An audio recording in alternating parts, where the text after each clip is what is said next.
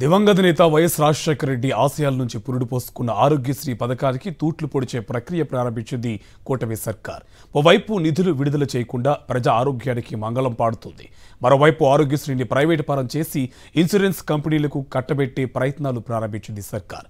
ఇందులో భాగంగానే ఆరోగ్యశ్రీ బదులు ఆయుష్మాన్ భారత్లో చేరాలంటూ ప్రకటనలు సైతం చేస్తున్నారు.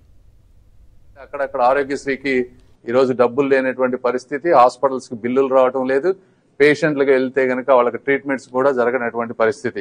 విన్నారు కదా, ఎన్డీఏ ప్రభుత్వంలో భాగస్వామిగా ఉన్న కేంద్ర మంత్రి పెమ్మసాని చంద్రశేఖర్ ఏమన్నారో. ఇది ప్రస్తుతం ఆంధ్రప్రదేశ్ లో ఆరోగ్యశ్రీ పథకం పరిస్థితి. దివంగత నేత వైఎస్ రాజశేఖర రెడ్డి ఎంతో ప్రతిష్టాత్మకంగా ప్రారంభించి మొన్నటి వైఎస్ జగన్ వరకు పేదలకు ఆరోగ్య సేవలు అందించిన ఈ పథకాన్ని నిర్వీర్యం చేసే కుట్రలు ప్రారంభమయ్యాయి. వైఎస్ జగన్మోహన్ రెడ్డి హయాంలో రాష్ట్రంలోని 1.5 కోటి కుటుంబాలకు ఆసరాగా నిలిచింది డాక్టర్ వైఎస్ఆర్ ఆరోగ్యశ్రీ పథకం. 2014 నుంచి 2019 మధ్య టీడీపీ హయాంలో నిర్వీర్యమైన ఈ పథకానికి మళ్లీ ప్రాణం పోశారు వైఎస్ జగన్. 2019కి ముందు 1000 లోపు ఉన్న ఆరోగ్యశ్రీ నెట్వర్క్ ఆసుపత్రులను ఏకంగా 2371కి పెంచారు. అంతేకాదు, కేవలం 5 లక్షలకు మాత్రమే ఉన్న ఆరోగ్యశ్రీ పరిమితిని ఏకంగా 25 లక్షల రూపాయలకు పెంచిన వైఎస్ జగన్ 3257 చికిత్సలను దీని పరిధిలోకి తీసుకువచ్చారు. ఆరోగ్యశ్రీ ఆరోగ్య ఆసరా ద్వారా పేద ప్రజల జీవితాల్లో వెలుగులు నింపారు వైఎస్ జగన్. లక్షలు ఖర్చయ్యే ఆపరేషన్లను సైతం ఉచితంగా చేయించి చేయూతనిచ్చారు. తద్వారా ఈ 5 ఏళ్ల కాలంలో 70 లక్షల మందికి 14,670 కోట్ల రూపాయల మేర ప్రయోజనం పొందారు. అంతేకాదు, దేశంలోనే తొలిసారిగా కోవిడ్ చికిత్సను ఆరోగ్యశ్రీ పరిధిలోకి తీసుకువచ్చి విపత్తు వేళ ప్రజలకు కొండంత అండగా నిలిచారు వైఎస్ జగన్.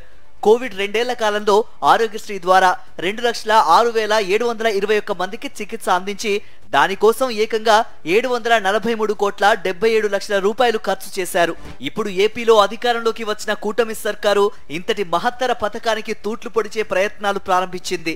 ప్రస్తుతం వైఎస్ఆర్ హెల్త్ కేర్ ట్రస్ట్ ద్వారా ప్రభుత్వం ఆధ్వర్యంలో నడుస్తున్న దీన్ని బీమా పేరిట ప్రైవేటు కంపెనీలకు అప్పగించే ప్రయత్నాలు ప్రారంభించారు. ఇందుకోసం ఆరోగ్యశ్రీకి చెందిన 1,600 కోట్ల రూపాయల బకాయిలను చెల్లించకుండా చేసి పథకాన్ని నిర్వీర్యం చేస్తోంది. అంతటితో ఆగకుండా ఏకంగా కేంద్ర మంత్రి పెమ్మసాని చంద్రశేఖర్తో ఓ ప్రకటన సైతం చేయించారు.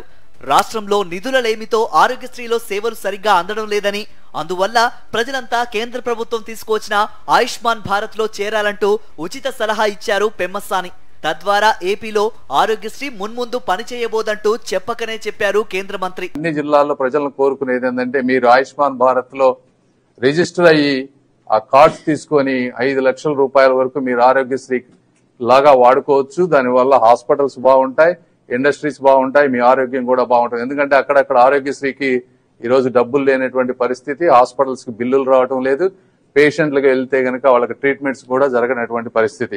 రాష్ట్రంలో ఆరోగ్యశ్రీ పరిధి 25 లక్షల రూపాయలు ఉండగా ఆయుష్మాన్ భారత్ పరిధి కేవలం 5 లక్షలు మాత్రమే.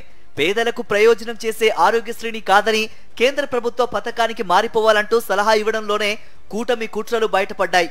మొత్తంగా ఆరోగ్యశ్రీ పథకానికి పొగపెట్టేందుకు సిద్ధమైన కూటమి ప్రభుత్వం పేద ప్రజల ఆరోగ్యంతో ఆటలాడుకునే దారుణానికి తెగబడింది.